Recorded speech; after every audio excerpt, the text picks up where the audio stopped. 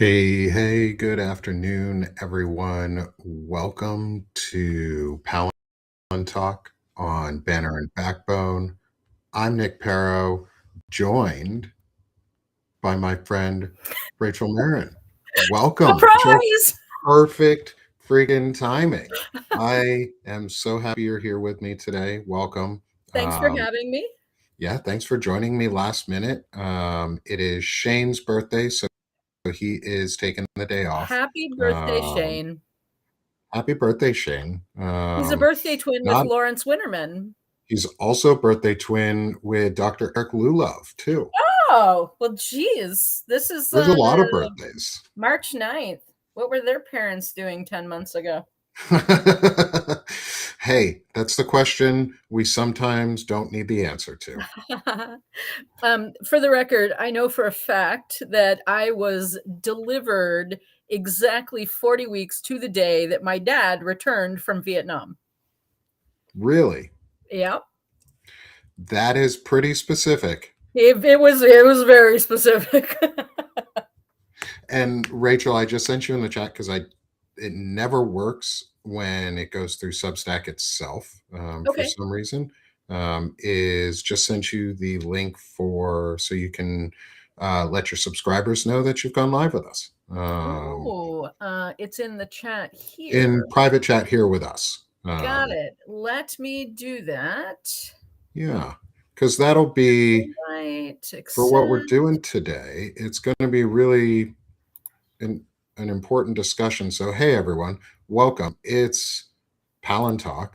I'm Nick Paro, again, joined by Rachel Marin, and we are going to be having a really good discussion around what's going on with the latest developments in the U.S. Israeli war against Iran and the profiteering that is happening because of it by our friends in the tech, well, not friends, but the assholes in the tech world who Yeah. are destroying society for their own benefit. Yep. Um, and so, Rachel, you're kind of a perfect person to talk about this with. And Tragically. tragically. And so, for anyone in the audience who doesn't know you, do you mind introducing yourself just a little bit so Sure. people get a quick idea of who you are and why they should trust what we're about to talk about?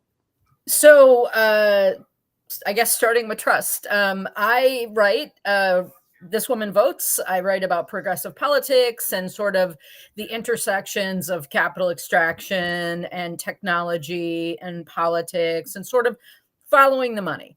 That's always my focus, following the money. But I also write a business blog over on the boring side of Substack called Trustable, Trustable .blog. You can read about tech and AI and sort of the the practical applications of it, in addition to sort of a lot of the risks. And I just this morning published on This Woman Votes another, let's call it a less nerdy, more measured take on AI and where we're going with it, and what's happening in the military, especially with the recent Anthropic AI or OpenAI Anthropic tension that has occurred over the last 2 weeks. Yeah. I was out of town and we started a new war, and Anthropic found their spine, and I couldn't write about it because I'm traveling through Portugal with an old beat up iPhone. It's the only tech that I traveled with, so it was crazy. Yeah. That always happens, doesn't it? When you're away, something big always comes out of Yeah, the woodwork. yeah, yeah. And this one was a big one. It was huge. It was huge. This is kind of huge. Like, there's not much bigger than like the US starting another Yeah, global war.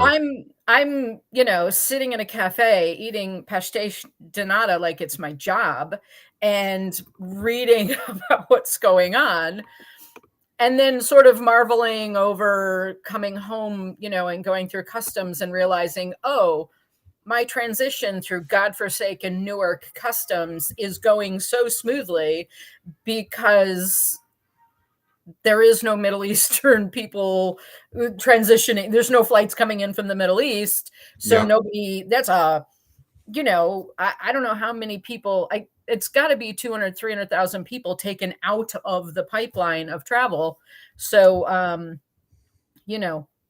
it was the whole experience was somewhat surreal coming back through airports, and just sort of, it was quieter than usual. It was really kind of weird. Yeah. I traveled this weekend too, because of my trip I went to Minneapolis for the I um, heard. Abolish ICE live event concert Right. sponsored by Save America Movement, Valor Media. Um, and I got sponsored by Veterans Fighting Fascism to go out there. Nice. Thanks to Chris Goldsmith and team, Yep. Ken Harbaugh, others who were there, like incredible. I got to meet some really incredible veteran creators. You're going to see some of them Yep. appearing on some of my shows here soon. I've got an intelligent masculinity interview with Ken Harbaugh Okay. lined up. Oh my God, I love it. Um, I can't wait. I actually, Rachel, you're another perfect person to talk to about this, is because you and Dana and some of the really intelligent women do a really cool show on Thursday mornings on the Daily Whatever show. Yep. Is I want to start inviting some of y'all on for the ladies' takes on intelligent masculinity and what it means to you and Yep. what your side, how you see it. Yeah. Because I've written about it a lot. Mhm. I've written about it a lot because I raised 6 boys, And right there, right? Like, right, like not only that, you're a woman, which means you've interacted with men your whole fucking life. I've I've also, as you've heard me say, I'm all about bacon and breaking balls, baking cookies and Hmm. breaking balls, because that's how I was raised. I And you ride a motorcycle, right? I ride a motorcycle. You're in circles that are I'm in often very very male misogynistic. dominated circles, right? Yeah. When I was the oldest of 13 male cousins, brothers, uncles. Like, that's I was raised as the first boy that my father didn't get, and so I grew up wrenching on motors and riding motorcycles and just doing boy shit. And then I start raising kids, and it's boy after boy after boy after fucking boy. you know and Hey, you're just like, okay, I guess I'm raising boys. But I'm also not one of those people that identifies as boy mom, because I feel like the whole boy mom mentality, in particular online, can be very toxic. oh yeah. I parented 6 men, and they are now parenting their own boys. And so and what I see in them is what I didn't see in any of sort of my generation, in that, my grandson wanted sparkly fingernails, and so my son painted his nails, and he painted his own nails because he didn't want his own son to be uncomfortable with a desire for sparkles. And so I have I can't imagine, I can't imagine my cousins or my brother painting their nails because, they're men. Yeah. And the funny thing about that is men do paint their nails, and that makes me happy. Um, Yes. I feel like what I see today from men younger than my generation, my generation, I mean, even when I went into sort of, I split from my husband in 2020. We were together 26 years, and in 20, like the 90s to 2020, dating got real weird. Like real weird. And so, like, I started dating younger and younger, not because I have no desire to be like a cougar or anything like that. But what I found is that slightly younger men kind of knew better. I don't want an unsolicited dick pic from a 63-year-old. I just don't. My imagination is vivid. And I am perfectly capable of asking for what I want. Yes. And like, if I'm dating a 35 or 40-year-old, they don't send that. They don't do that. They don't behave that way because they fucking know better. You know what I mean? And yet men in my generation just hadn't yet figured out. I'm 36, so I know exactly what you mean. Right? We Yeah, do know better. Yeah, and you know better. And so that's sort of where I found myself in going into the dating thing, because I got on an app and I'm like, oh, first of all, dating in your 50s as a woman, you're just like, you have no idea what's going on or what's coming down the pike. So it was just really a wild, interesting time. I don't recommend it. And this I'm so excited to be able to get to have you on for some of the shows, because these discussions are really, those discussions around masculinity are really important, Yeah. and they're going to help us change the narrative where Yeah. it needs to be changed, so Yeah. that people feel comfortable and people And are, and men are just, as I keep saying it to others, is my slogan is for men, we and other people, but men in yep. general, is just suck less. And that's really what so many The people are bar asking for, is is to just low. suck less. Yeah, Yeah. the bar is low. I and the thing is I grew up with men. I Mhm. joke frequently about being resentfully heterosexual, because if it were a choice, I'd have made it a long time ago. Uh, but I Fair. think I think the reality is when you start looking at the hierarchical demands of patriarchy should be good for men, right? But it's not. Any system that creates an oppressive regime for any other population, and I don't care if it's women, if it's people of color, if it's children, like whatever asymmetry exists within a hierarchical structure, it's going to damage even the people it's meant to protect. Yes. And you can point to time after time after time after time, we create a sense of emotional illiteracy by taking men and saying you're not allowed to feel emotion. Well, okay, you can feel anger. Rage is your emotion. That's assigned to you. You can do what you want with rage. But outside of rage, don't cry. Don't be vulnerable. Don't connect to your joy. Don't be happy. Don't frolic in the damn field. Like all of these Don't go things paint your fingernails. don't go paint your fingernails, right? Because we're constantly telling men that if you do this, you are feminine and feminine is bad. And that correlation mentally from infancy up creates an environment where men just don't like women. They don't want to be with, they don't, women as a function gets seen as weakness, and it's a detriment to the entire society. It hurts men as much as it hurts women. Yes.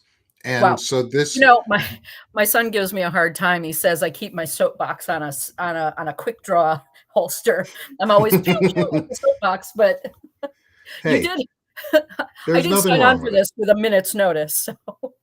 Yeah, no, you know what? I asked for you to be on because I really wanted your opinion on a lot of what's going on. And I'm glad you're talking about this hierarchical system and the idea of making people more machine-like Yeah, is yeah, what you wrote about earlier, is the Eliza effect issue yes. from his name, Weizenbaum. researcher Joseph Weizenbaum, Yeah, military AI and the decision machines must never make. I talk yes, about the decision a machine should never make a lot, which is yeah, machines should never have the decision of life or death.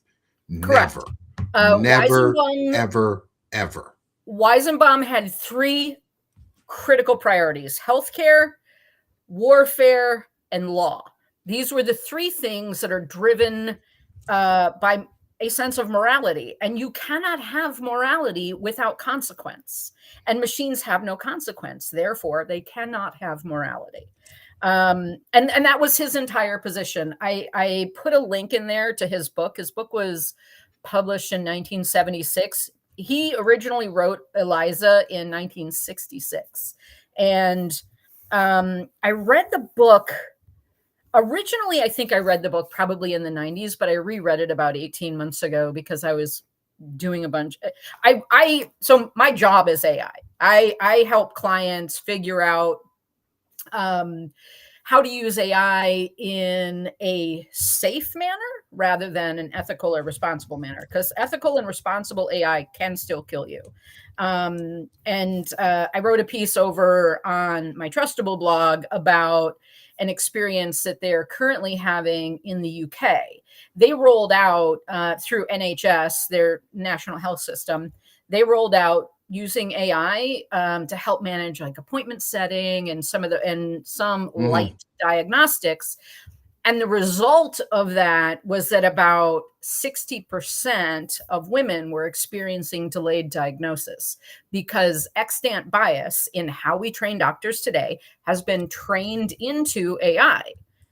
And so the dismissal of women's systems or women's symptoms rather is built in to the current AI structures. And so when you start looking at it from a healthcare perspective, it's dangerous. When you're starting to look at it from the AI perspective, and I think the piece that I put out this morning was a lot of the feedback that I got on the last couple of pieces that I did on the military AI were, it's all highly emotional. Of course, it's fucking emotional. Yeah. It should be emotional. We should be concerned about this. However, I scaled back. I took a lot of the emotion out of it, and I took also a lot of sort of the nerd out of it. I tried to make sure that what I was connecting with is not nerd level, this is why you should be worried about this, but ethically, morally, like this is not nerd speak. This is, we have an environment where they are looking to a conglomeration of AIs, right? Because they first rolled out Gemini. Google Gemini, right? Backstopped by Google search. So they've taken a tool that is tuned for emotional resonance, and they backstopped it with a tool tuned for commerce, trying to stimulate that buy compulsion, right? And then that was in November. In late December, they decide, you know what we need? Grok.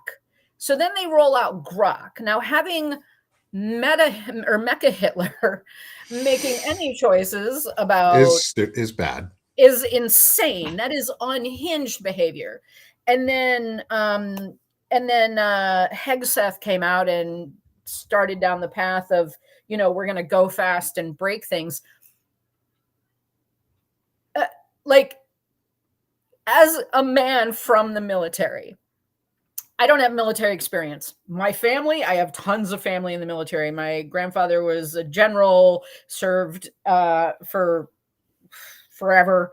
Like, my dad was at, like, lots of people I know are in the military. So, but I don't have on the ground military experience. What I do have is a lot of human leadership experience. And I gotta tell you that when you put something that feels confident in front of an analyst that has someone of great power hovering over their shoulder looking for an answer, you're outsourcing responsibility to an untrustable product. And that is going to be dangerous. The fact that Anthropic said, you know what, we don't want to be involved in that, that is outside of our ethics, in my opinion, is frankly unexpected.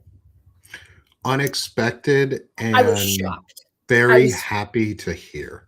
Happy to hear. Happy to hear for sure. It's not far enough, and I'm not going to say that they're doing enough. We're not handing out That cookies. said, That we yes. need to give credit where credit Yep. is due. And Yep. like you pointed out in your article, which for anyone who can scan the QR code, I put it up on the screen here on the bottom underneath our faces, so that you can scan that QR code and go to Rachel's reporting on this. I'm also going to cross post the article onto Banner and Backbone.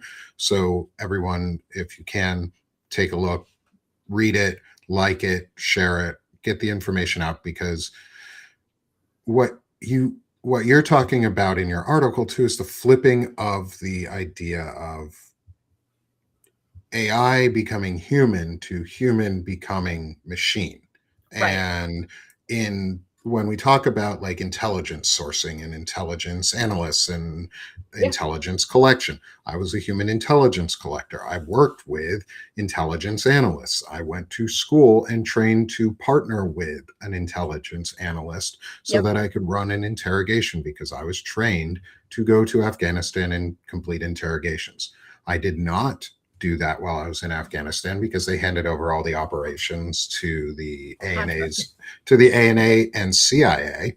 ANA is Afghan National Army, and then the CIA. So we were hands off at that point when I got there, which is fine. But I trained how to do it, and I know what analysts do and how they use intelligence. And when you're in a high pressure combat situation, especially in a high pressure combat situation where it's life or death, the responsibility isn't yours and yours alone. It's a shared responsibility among the people who are putting together the information that has been collected and analyzing it themselves against other collected intelligence. Right.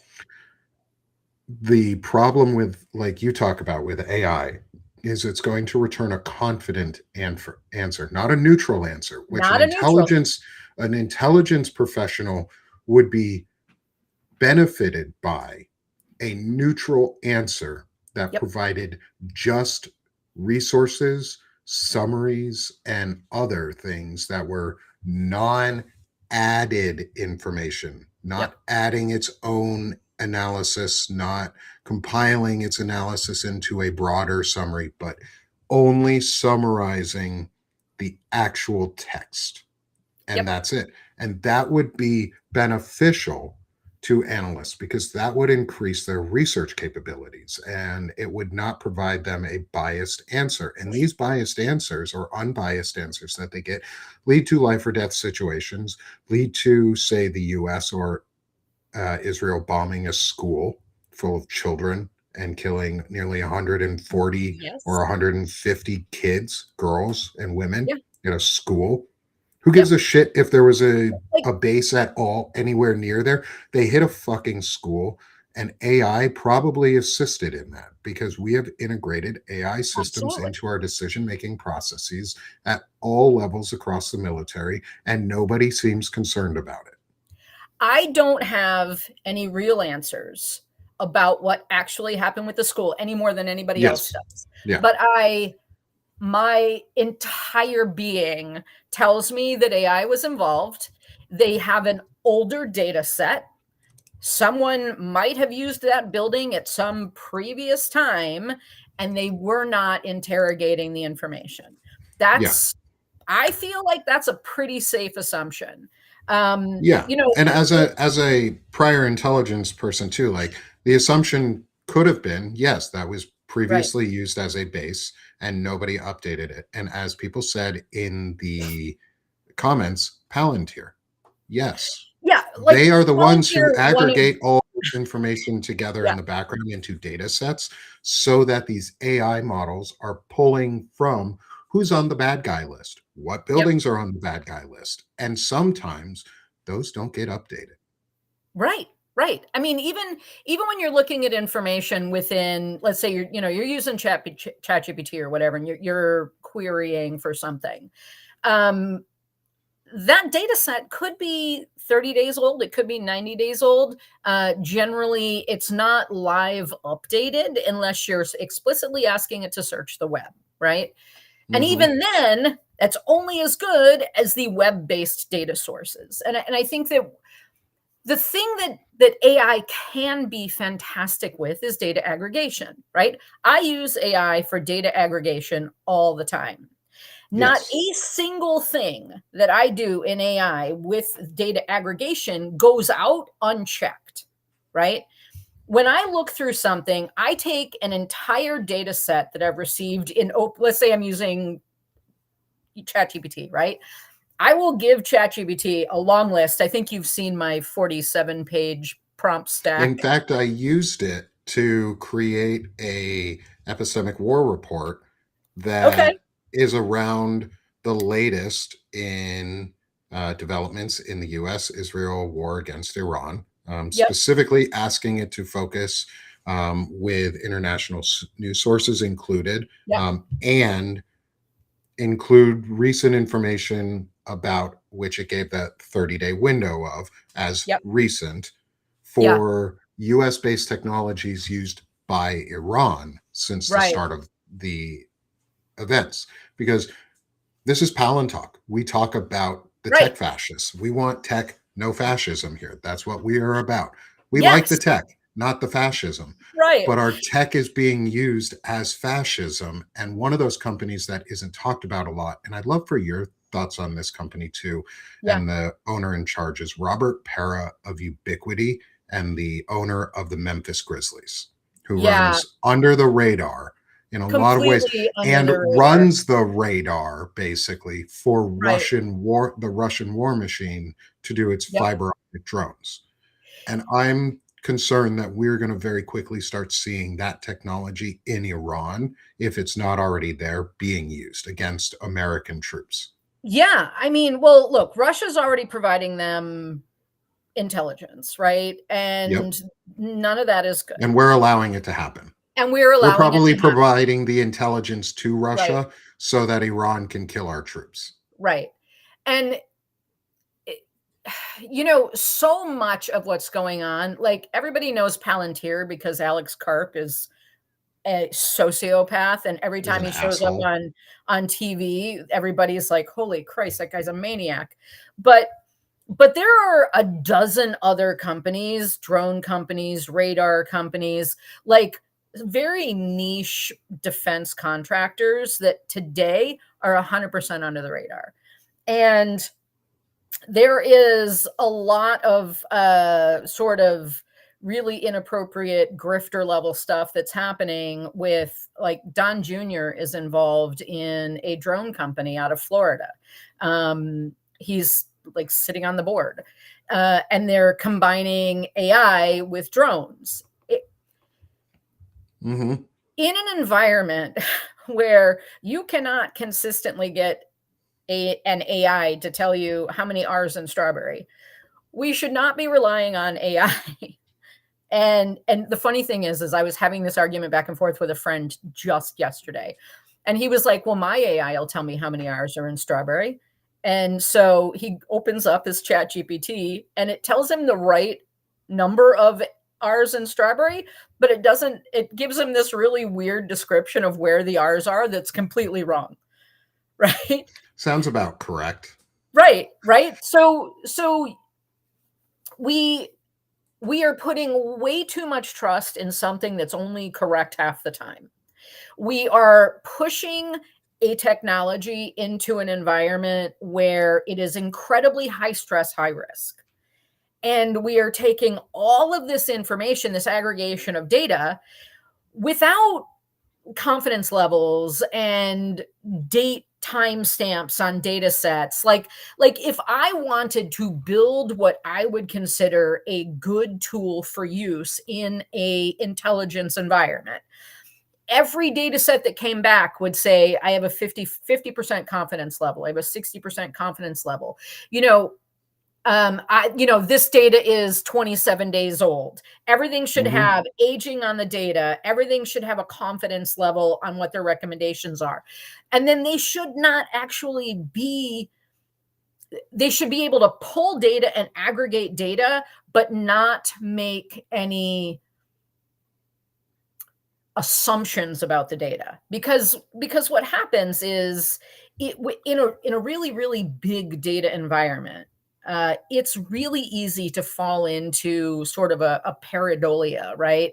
Pareidolia is it's what leads to conspiracy thinking. My brain is highly pattern oriented, and so I am constantly interrogating information because I'm not a conspiracy theorist. I will dissect and slice and dice and interrogate every piece of information that I am receiving, because I am also aware that I am prone to pareidolia. I am prone to seeing patterns where patterns don't exist in disparate data sets, right? AI is exactly the same way. AI is 100% pattern recognition. Everything that AI does is about pattern recognition. And so when you start looking at and seeing patterns where patterns don't exist, you hallucinate. You produce a recommendation, which they should not be doing, to act on something that may not be accurate or may not be real. And so when you look at all of the different things that we're doing,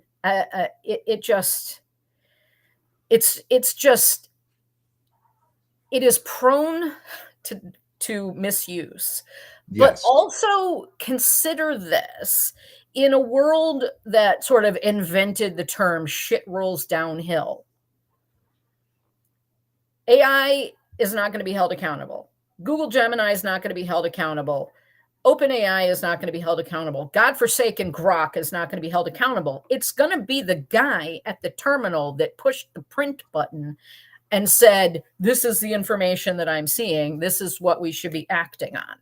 That guy is the one that's going to be held accountable. And there's not going to be a cushion for that guy. No. Gal, that human. Yeah. That individual who's that individual screwed. Is going to be, it's not going to be a general. No. It isn't going to be, it's not going to be Hegseth. It's not, sure as shit not going to be Hegseth. Like, there are so many, like, if I were rolling out AI, I mean, you've done data implementations, you've done IT work, right? If just from a project management perspective, if I were deploying a tech system to 3 million people, the training requirement alone, the guardrail requirements alone that I would be putting together to effectively manage a 3 million person rollout, a 3 million user rollout, is huge. Like, it would take literal years. And yet we were just like, fuck it, let's do this. Let's just big bang deployment. Fucking Christ. Yeah, and people are commenting in the chat around like just data sets and how numbers might be managed, coordinates for a lat long for a grid map, and how precise the decimal and the rounding can be. And if some person decided to set a max length or max dot notation of 2 instead of 5, you're killing people because you're missing by it's death by rounding error. Meters. Death by rounding error, and no one's going to catch that right away. That's not going to be something seen until a true audit happens, and data audits are hard and time consuming, and data migrations where you actually have to change the values and the types in the data sets are costly for a company. They can be very finicky and very touchy, so you have to be very careful because you could lose your data in the process. What does your audit trail look like? Process? How do you back up your data to then make sure that it's established correctly again in a migration of your tables so that you have the correct lat longs? And how do you adjust previous data that was in there to ensure that it is unrounded? Because it may think it's just a number and it rounds it, but a lat long isn't a number, it's a string, it's a character set. But the data, your computer the machine won't always know that if the correct guardrails are not in place. I did back end work for software engineering. I was a senior DevOps engineer. I worked with senior data engineers and data architects and the people who Yep. created our data sets. And I created the distribution system, and that's a data set too. Is how do you manage versions? How do you have to Yeah. have an audit trail? People have to be able to go in and see the errors that are happening. People like just the release process for an AI system should be so strict and Yeah. so hard that none of these issues go out. Um, like we have to be really specific that like these issues are there's going to be human error on the programming side Yeah. and then human error on the implementation side. And when you deploy it to service members who aren't getting the correct training and aren't getting the correct guardrail um, for the systems and aren't being told, here's what you need to be doing and how you need to be learning and what types of things are valuable comments or prompts and what types of things are bad prompts, they're Right. not getting this type of training because a service member isn't a prompt engineer. They're a soldier or a Marine or a sailor or a or an airman first or an air person Right. first. Like they aren't AI engineers first or prompt engineers, and we're stress testing a system in the worst Inoptimal. place to stress test it. Like Yeah. where AI should be being stress tested right now is my job. It's like I should be using, and I do use AI stuff to assist me, and then Yep. I go back and ensure that what it did is right, like Yeah. and correct. Yeah. It gives wrong quotes from transcripts that I say, quote directly from this transcript, do Right. not hallucinate and make shit up, and it will still make shit up. Right. If you don't think it's doing that on a decision level too, then you're not thinking about what the ramifications Yeah. of an AI system are, especially in the hands of someone like Palantir, where they use AI technologies, or Israel, where they do have automated defense systems in place, and those can quickly become automated sentries for the border Yep. in the US or automated sentries for the border between states in the US. And if you try and leave your state unexpectedly, they stop you. Yeah. Those are systems that are going to be and are being implemented into They're the being US. implemented today.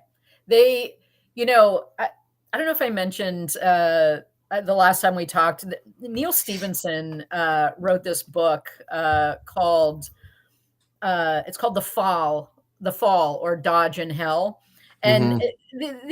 the background of it is sort of a lot of the idea of epistemic warfare and sort of this idea of a bunch of billionaires being able to upload their brain into this server farm and kind of live forever Mm-hmm. until a body can be it's Neil Stevenson. It's very science fiction-y and all that. But It sounds a lot like Test Grill and yeah, the and the yeah, fucking pseudo religion that they do have where they want to do that shit. yeah.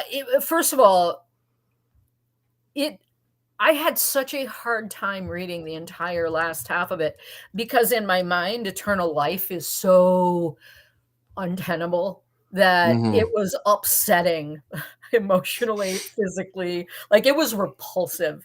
But there is a scene where these characters are going back home and they want to visit some family, but they need an armed escort to get through Ameristan, which is a big swath of the Midwest, basically east of the Mississippi. And so they needed an armed escort to get into Iowa. And and he wrote this book in like I don't know, probably 2016, 2017, sometime in that range. And um at the time that seemed wild. I'm not sure Not it's so that wild. wild anymore. Like No. Like, it doesn't seem like, although Iowa might be waking up a little bit politically, it just as I was reading through this book at the time, I thought, wow, this is crazy. And in 2026, I'm like, probably.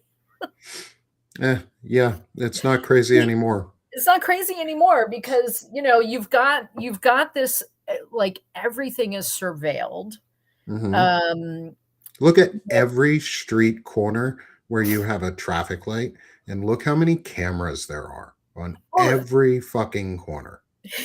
so my partner's mom passed away, and we got her car, and her car was registered to her, and we drove it around Oregon for, I don't know, give or take a year before we got it updated, and had to go through like the probate and all of that shit. So it took us almost a year to get things sorted out, and we have a lot of automatic ticketing in Oregon. They just mail you a ticket every time you speed, every time you make a right on red and don't Hmm. pause long enough at the light. And so, one of the things we joke about is, man, Diane is a really shitty driver because, you know, That rigor mortis is hard to drive with. it's hard. It makes it's You're pretty stiff.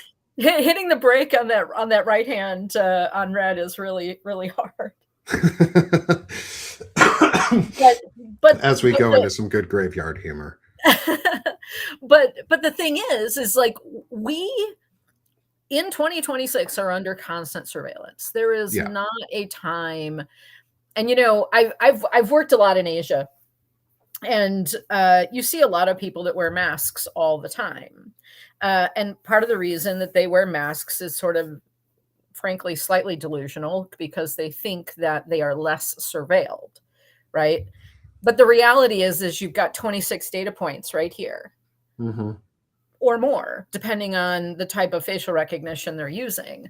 And so masking isn't going to necessarily help that surveillance. Back to the Neil Stevenson book, one of the things that they used was like this masking technology that would completely mask them. They used this idea of a data shield, a literal data shield that would shield you from cameras and only present to the camera the information you wanted publicly available.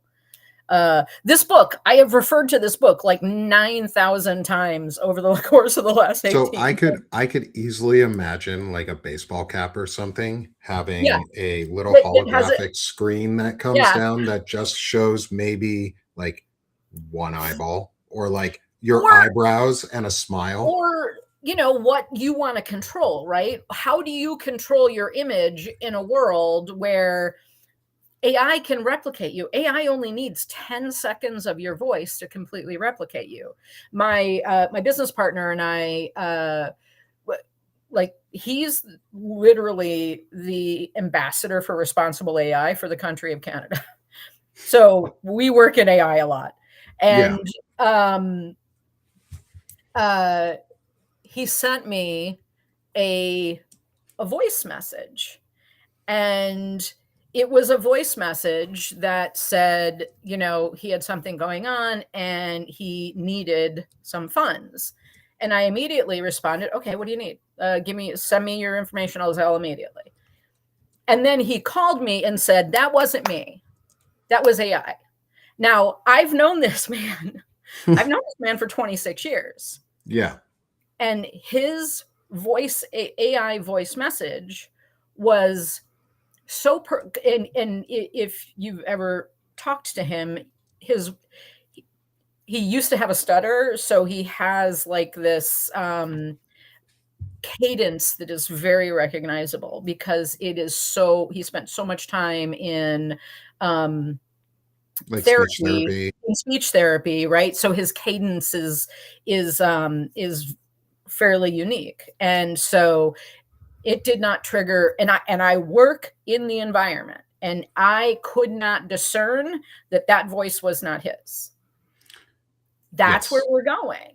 We are Yeah. going to a place where people can take your image and this video and create you to take advantage of your partners, your family, your friends.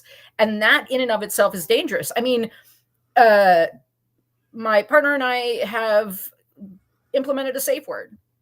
If he asks me for anything, I need to ask him what the safe word is. Mm-hmm. That is where we are at today. And so we can extrapolate that out into Yeah, the military. Let's say absolutely. you're placing a phone call over a secured network system that Right. does voice over internet. So it's not a true line, it's not a true Yep. landline that is much harder to mess with because that's just frequencies going through a wire and Yep. electric frequencies being bounced back and forth. Whereas a voice over the internet protocols or VoIP protocols Yep. are those can be hacked. Those can be made to say make a message from CENTCOM command go out Right. to all of the troops without the CENTCOM commander making that message.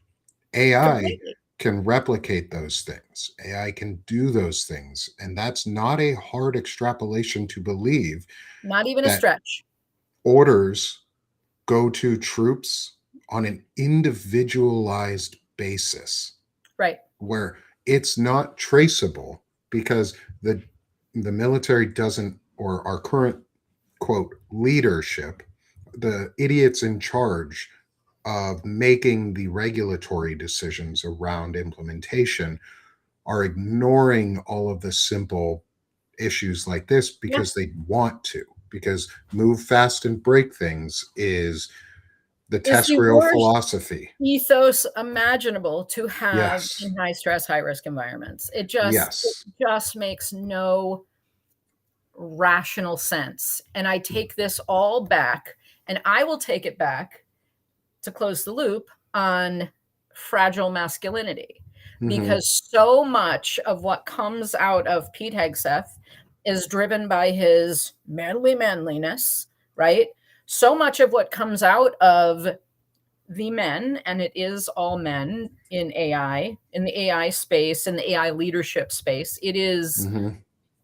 Like probably 99% 99 point men men, right? in the But in the like, 5 points too, like very yeah, high yeah, rounding of we've got a full 99s. Six Sigma on the number of Yeah. men involved in this. Yeah. Uh, the the idea of, I mean, Elon Musk, he is genuinely one, like, he gets bullied off of gaming systems Mm-hmm. uh, because his masculinity is so He had to tied buy a to, social media network so that he could inflate right. his own masculinity It's and it personality. it is 100% about the performance and the hyper masculine performance that is required of this regime.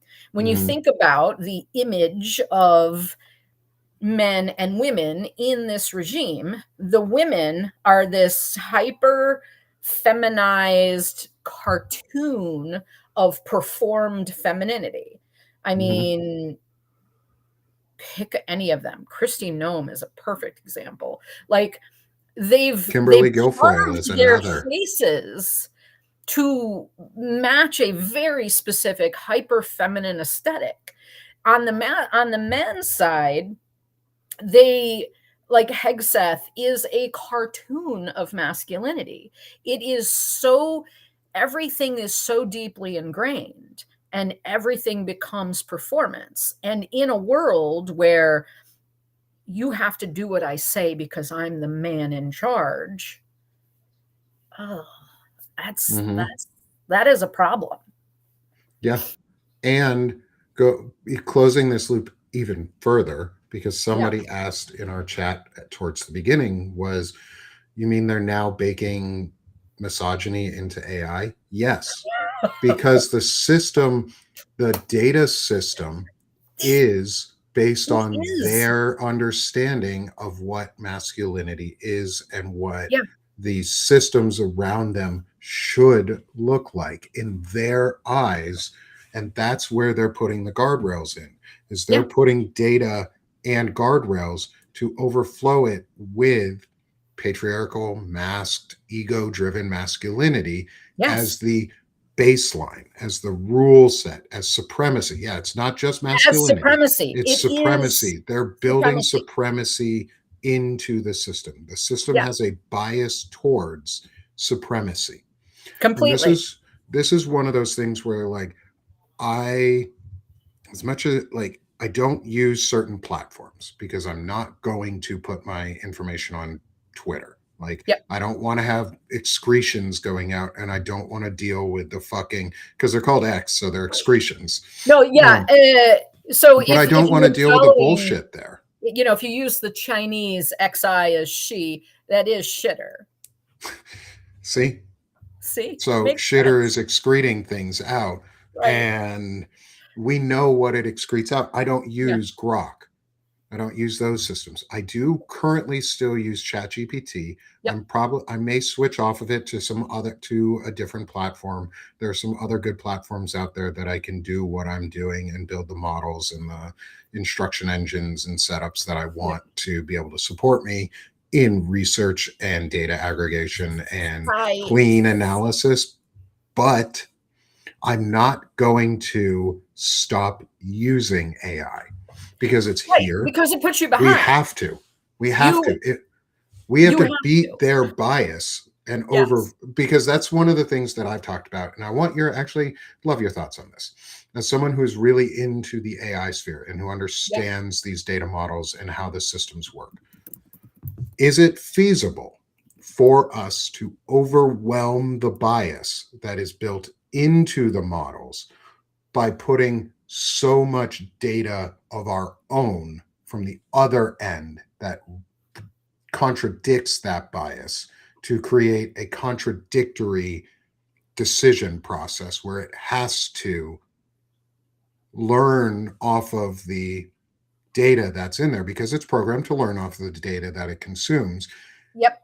Do you think we could overwhelm that bias to correct it until we have the chance to go in and prune and clean the data? Because that's really what has to happen, is the supremacy has to be removed from the data.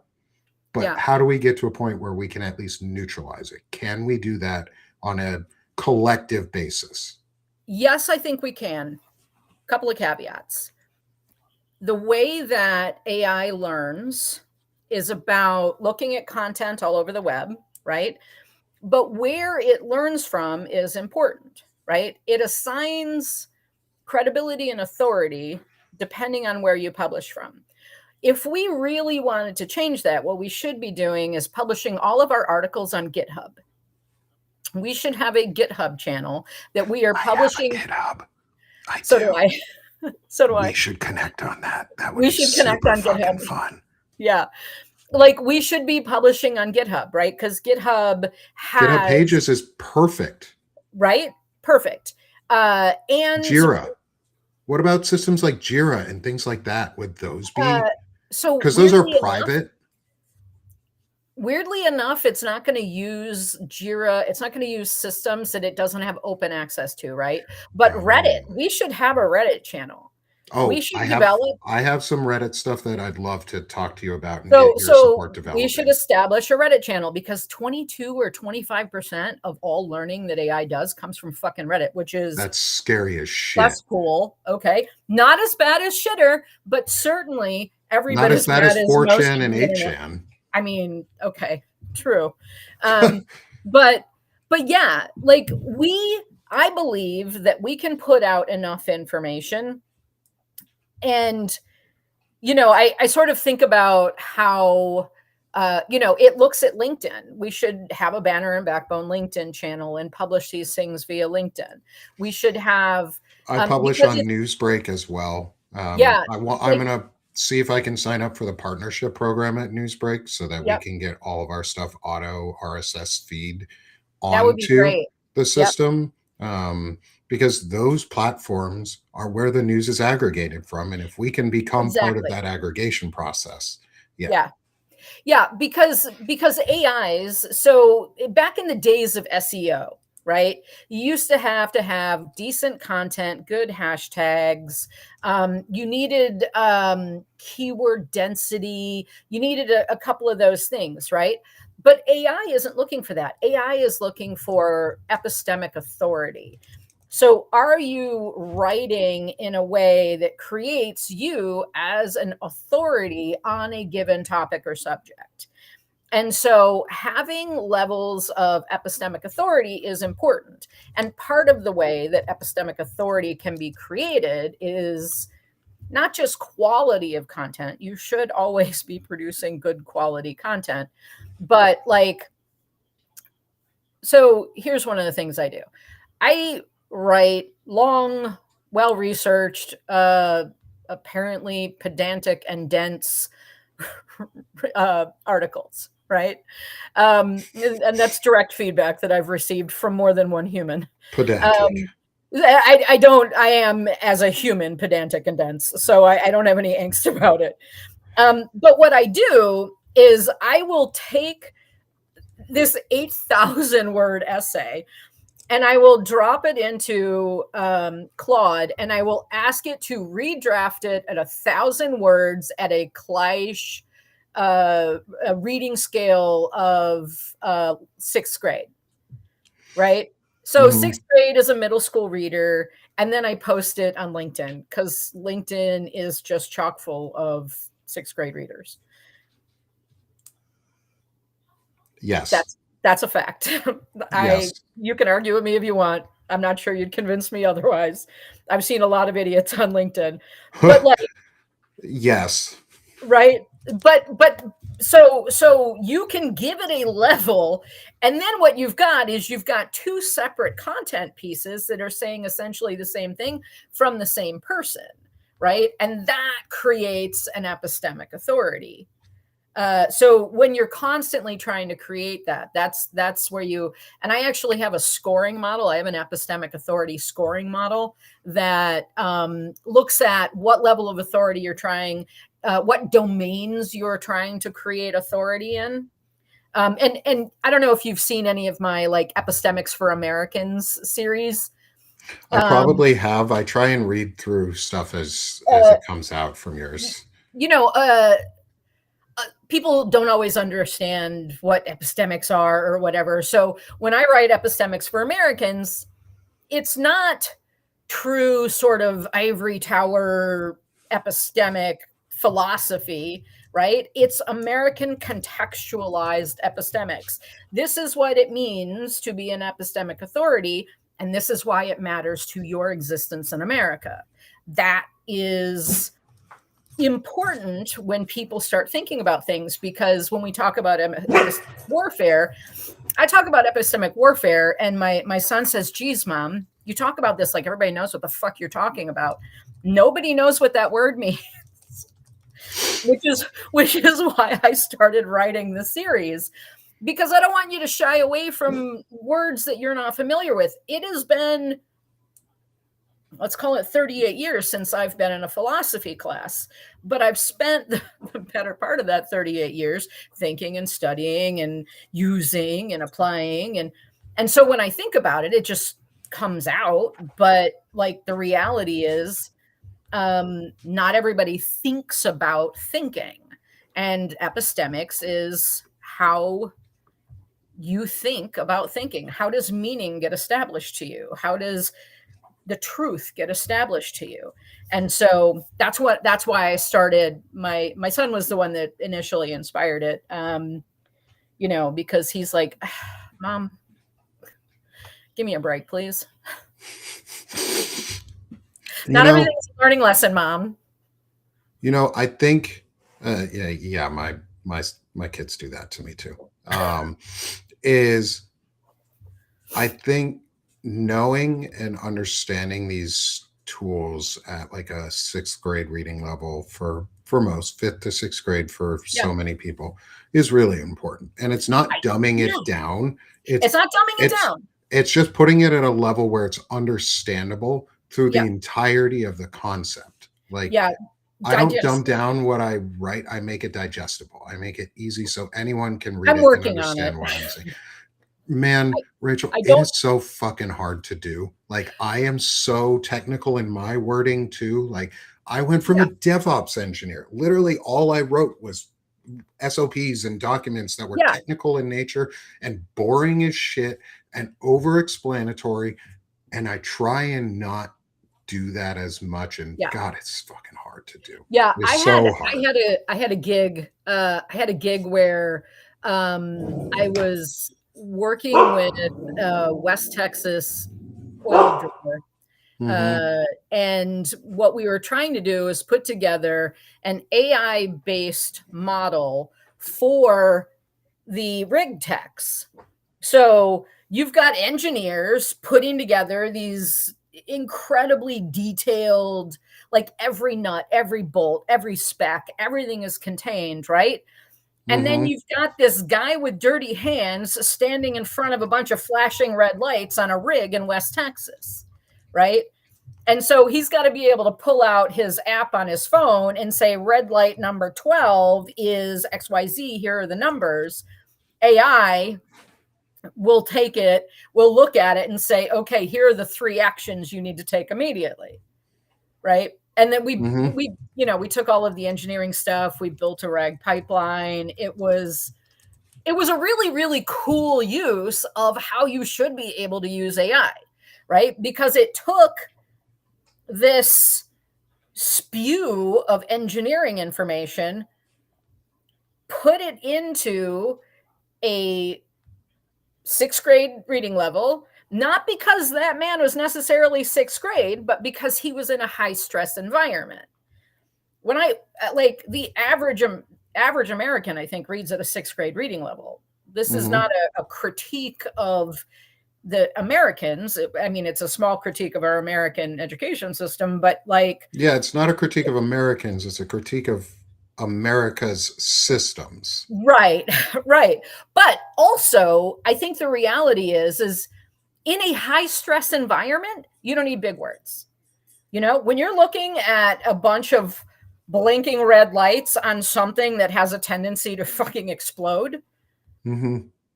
you're going to have to be very concise on the delivery of information. And so that is, I think, a great example of how you can use AI in a high stress environment in a way that protects human beings and creates a situation where you're giving out information in a very tightly constrained high stress environment, tightly constrained data set, tightly constrained delivery of information. That's how it should be done. How we're doing it today is high risk. How we're doing it today is going to kill people. Yes. Yes, it is.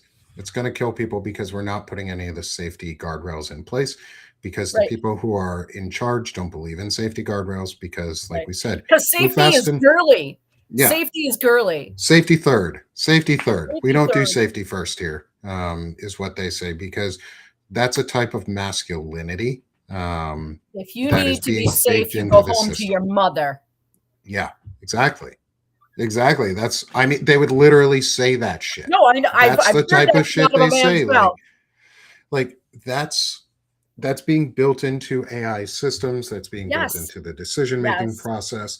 That And is I don't mean to mash up your no, your niches of technology and masculinity, but like, it's important that we do in this though, yeah, because we have to understand like what's the root issue here, and it's yeah, that masculinity is turning itself into more than just a personality it decision. They're turning it touches into everything. a AI system and a governing body, and Yeah, they're baking it into the model of AI data collection and an AI decision making processes and algorithms, yeah, so that only their way of belief is valued.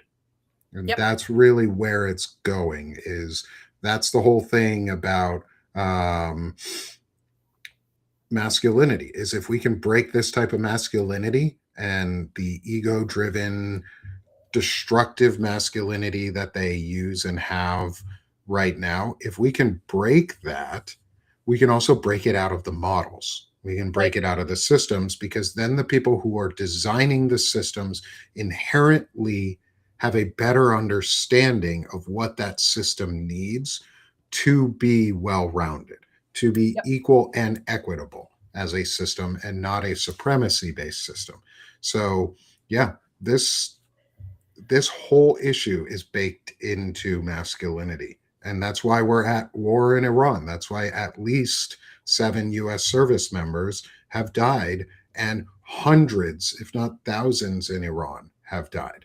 Like, Yeah. what numbers we get out of there are going to be really hard to find what the truth is. We're going to have a really hard time finding the truth in all of this, in all of that's going on, because nobody's going to report the same numbers. Everything is going to be slightly different. Yes. And in a world where explicit work has been done to erode our entire information system, who do you trust? How do you assign meaning? Is the war.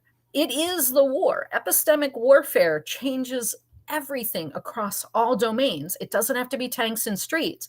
When you have reached the kitchen table and adjusted how meaning is set at the kitchen table, Mm-hmm. home is the number one battle space. Once you've taken over the home, and arguably they've taken over the home in, I don't know, 50 million homes, that's huge. It's Yeah. huge. And Yeah. so And you're controlling the messaging, you're controlling the information, the battle space has been established. We, in the sort of, I talk about epistemic warfare and like these really narrow, saturation, enclosure, capture, selective violence. As an action, that is the methodology, right? And that scales over time, right? So in the 80s, we were sort of in the saturation phase. But now, when you look at where we're at, we are very firmly in the selective violence phase.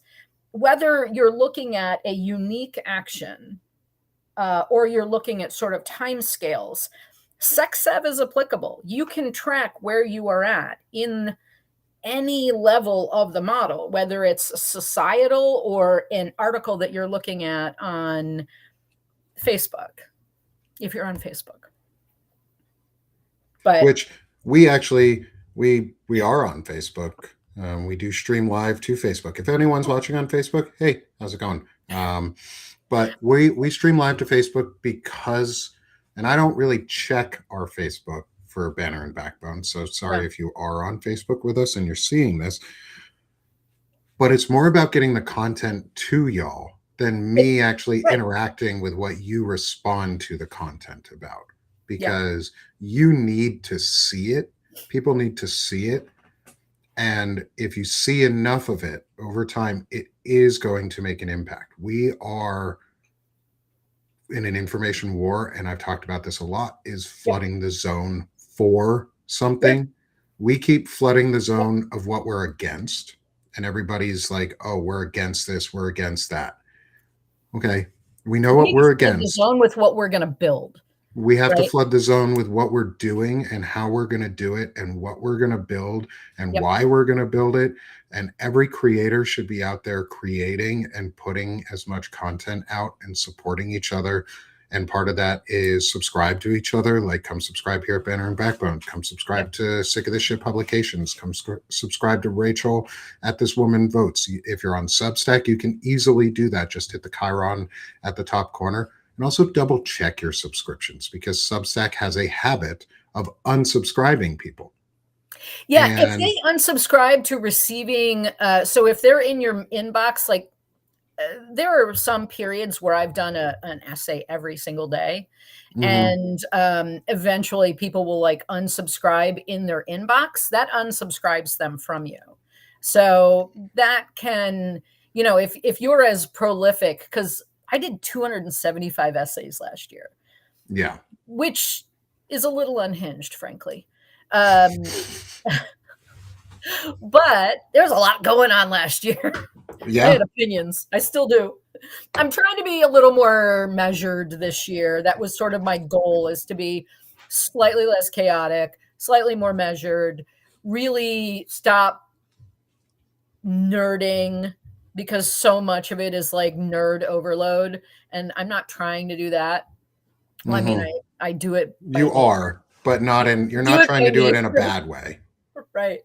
But I think that as I've been, this my 1 year anniversary was February 28th, and I've learned an enormous amount of not just what I'm capable of producing, but also like what people are willing to read. Yes. I still marvel, and mind you, I am a voracious reader. I read a lot, but I never assume that someone else is willing to read some tome that I have put out. And a lot of my stuff is kind of book reporty, right? These are literally the 27 books that I read in January, and this is my opinion on, this is how they all connect together. That level of synthesis is part of how I think, and so when I write it makes perfect sense to me in my brain. Hmm. Maybe not to everybody else that's reading it. And it has to make sense to you though at some, and Yeah, but I think um, one of the great things that to wrap back into what we've been talking about. yep, One of the great things that we've discussed today is media influence and how do we take back unexpected spheres yeah, of influence. yeah. And you hit on a great one, which is one that I've thought about a lot too, is GitHub GitHub. and Yeah. tools like that, because they pull specifically from coding resources And that are public. they've got nerd cred. GitHub Yeah. is nerd cred. Yes. That's what it comes down to. And that's why AI uses it, because a bunch of nerds made AI and a bunch of Hmm. nerds publish on GitHub. On GitHub. They have public and private repositories on GitHub. But Did you that was download the the Karpathy code? no. Okay, so Karpathy of OpenAI published essentially their originating algorithm, and you can download it and use it yourself. I was going to give you a list. What I'll do offline is give Yeah. you a list of, so I have a couple of machines that I use that are set up disconnected from the internet, but they are local load LLM models. I've got DeepSeek, and I've got a couple of different ones. I've got one called Gemma. I've got the Alibaba one. Like, that's why they're segregated and on machines that Yeah. don't have access to the internet, because I don't want any weird shit happening in my life. Um, Yes. but but as far as like learning tools go and being able to better understand the algorithms that they're using, and um, using them to ingest content, right? I will take content information, I will load it onto a stick and dump it in there, and then ingest that content and start building RAG pipelines using them. And that is very effective. Very effective. I have, probably 2 terabytes of books and data and weird shit and music and whatever. And I can ingest the entirety of my weird collection and then see what kind of weird connections can be made in that. Like Yeah. there are connections everywhere. And when you start looking at sort of how we synthesize data and how we synthesize information, uh, we could do cool shit. We could do cool shit that helps humanity, Yes. or we could do cool shit that kills humanity. We Ugh. could, which is what we're doing. Which is what we're doing. We're already there. So maybe we create an environment where we can do cool shit that helps humanity. Cool shit. One of the things, if one of the things that I liked about, I read an article recently, which is, I can't remember the name of it, but I'll drop it over to you. Um, they were talking about how AI can be a really effective diagnostic tool, which is Yeah. cool. But even if you take, let's say you get your lab work through your My Chart and you drop it into AI and you ask AI some questions about it, it's going to give you probably some pretty good information about what you don't know about your health situation. But what you should always ask it for is a level of confidence, because that's going to help you. One of the things that my partner is, he grew up in Southern California, and he had some weird moles that I wanted him to get checked out. I'm like, you should just go to a dermatologist. And he's like, I don't like doctors, and man shit, right? Yeah. And so I downloaded this dermatology app that it uses AI. And so you snap a couple pictures, and then it returns what that spot on your back is. But it also tells you a level of confidence. If your AI doesn't produce for you a level of confidence of the information they're telling you, that's a problem. And that's where we should be going. Everything should come with a date timestamp. Everything should have data aging. Everything should have a confidence level. Because how do you know? Back to the Epistemic War Report doc. That's 47 pages of guardrails and ethics and things that I thought personally were important on a data collection perspective.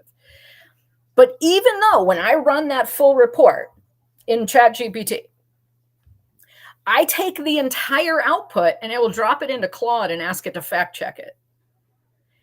And then I put it into a Word doc and I click every single goddamn link.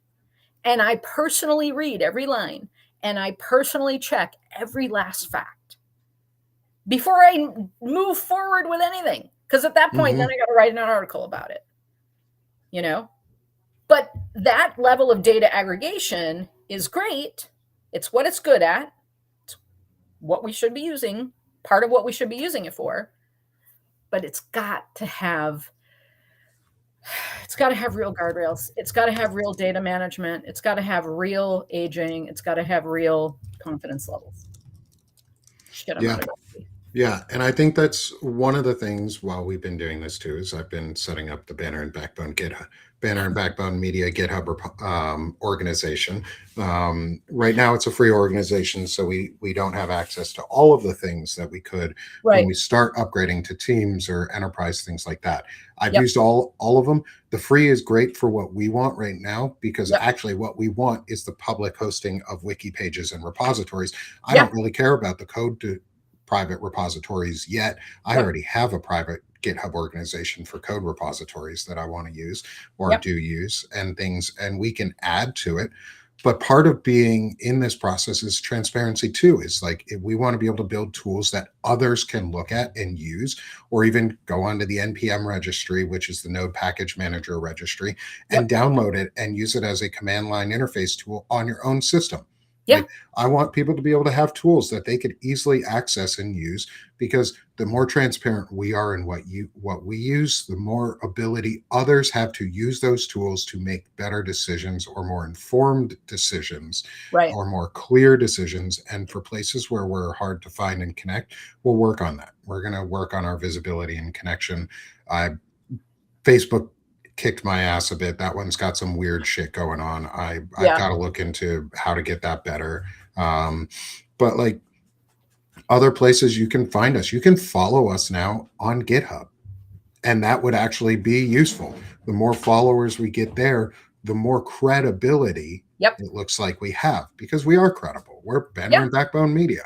We are a credible organization. We give you truth. We give you facts. We don't lie to you.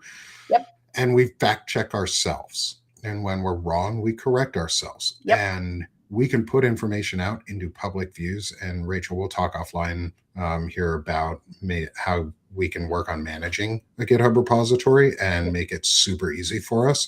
So I'd love to talk to you about that Yeah, I'll send you my Because profile so you can, and I'll follow yeah, you. I'll invite you as a collaborator on there, so that you can get in. We don't have anything in it yet, but we'll start getting some stuff. I'll even share, maybe as I build them out more, we can share some of our instruction sets and Yeah, how we handle our AI models and our AI systems, so that you can easily do so yourself too, and have safe guardrails, and then put out content, or create and then put it in the right spaces where we could help you get onto Reddit and GitHub and other places, and have your media in unexpected areas in ways that are really powerful. So yeah. one thing, definitely read.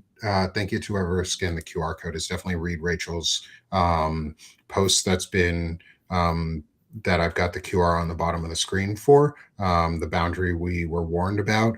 We are crossing that boundary. It's where we remove humans from the decision making process in killing, in war, and we are very close to that. And I know a lot of folks who would be considered conservative who also think that that is a boundary we Hey, should never cross. like this is not a conservative versus liberal argument, right? This I is a humanity This versus is a death. human argument.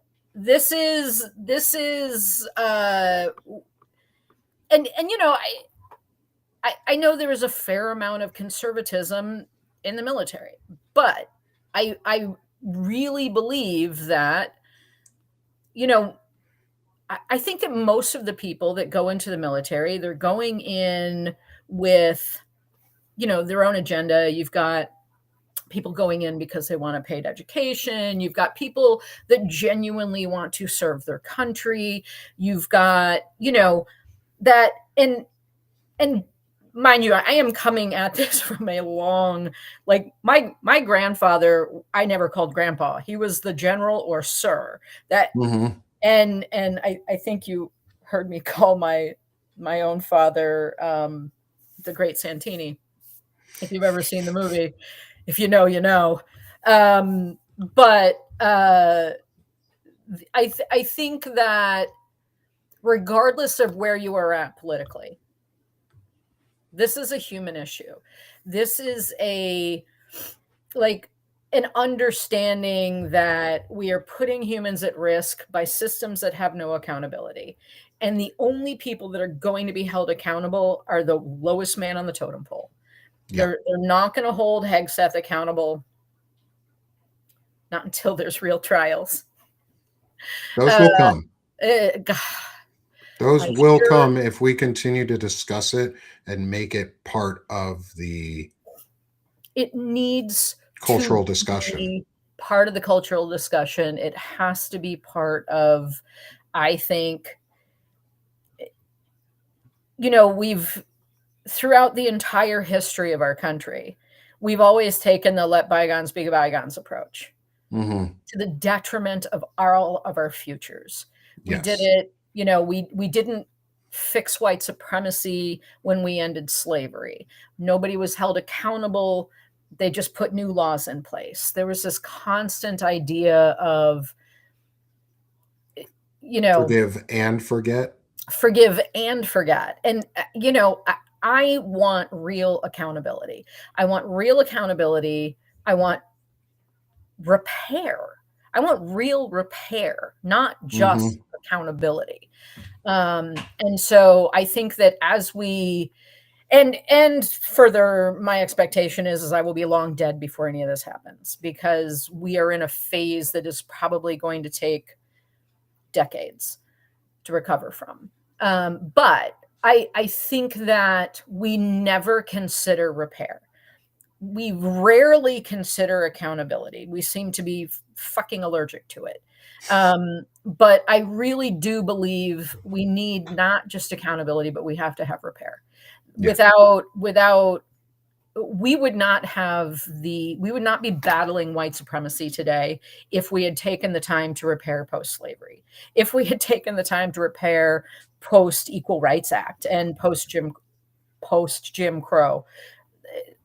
Never ended, by the way. Yeah. Jim Crow's never gone away. Never gone away. But like, you know, there has never been a time when we have taken responsibility and made an active effort to repair the damage we have done to whatever flavor of oppression we were producing. It all should be repaired. And if you cannot focus on repair, you will never truly move forward in a society that doesn't continue to repeat the same fucking thing over and over again. Yeah. All right. Yeah. No, I'll put my soapbox away. I think that was great. And in fact, this is also a great way to end it is part of the repair is getting that message out. And we Yep. are in the beginnings of figuring out how to, and I guess it would be, instead of truth and reconciliation, it would be truth and repair. And yeah, exactly. Because, truth and reconciliation in South Africa was a great effort. It didn't have a lot of teeth. Yeah. I think we have to have real, meaningful repair. And so that would be my hope as we transition. I'm gonna have incredibly high hopes for 2026 midterms. I am going to do everything in my power to get every human I know. I wrote a piece a while back about sort of reaching the apathetic voters that you know.